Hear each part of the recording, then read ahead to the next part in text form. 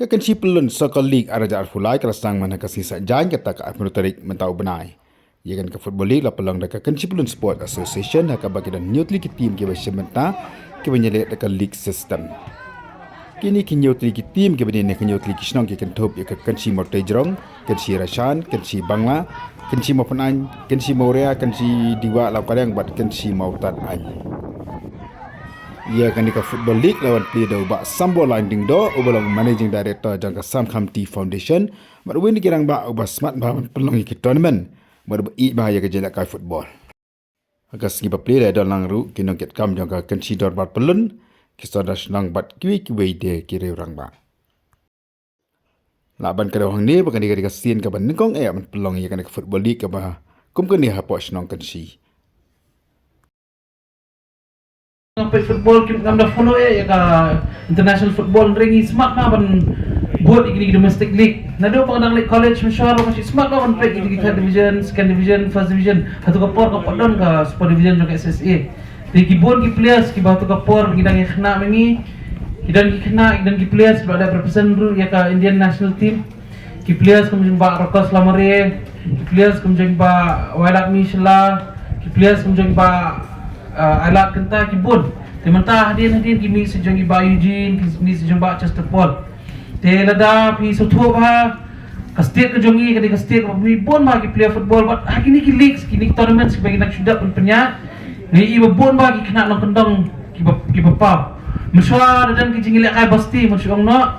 ki siwan ki players na silong bon le ka ki tournaments nang kendong temantah ka nomor pongpong kena pada nang kendong khamkiu susu khamkiu khamstet bani kena basar marbalai pidi ki berenbok pa pidan bon ki madan ni asar sulong ida kwa penong tournament kajing ia ingi kalong bengimdan kemaran football kat bas nang kendong pada kawi ki senong kan ar lai tili ki maran football badan bok be pidan ki nong ki kam ki bala pun organize kum gini ki tournaments kum gini ki leagues te pio pun pimi kan ki play football pi ki kena asar bon ki basyukot tang apo i kamera rajong ki kena asar bon ki shungop stang ki online gaming la shu lamir dia sang ki PUBG ki Free Fire ki Call of Duty bakatu combat ya ka met ka phak ka bakot ka bakya ti khna nong kendong bo dia boboni na pi nganget ki dang dei ki bang smart panele tingkha ki war ti ki bang smart panele bri ki bang smart pan sang khlau ti ka football ma pite pi ki ka sports burang kam ni ka borngat karang kam ka stamina ti khna nong kendong ya dan lepai kata ti sedang kam ta ka proper grooming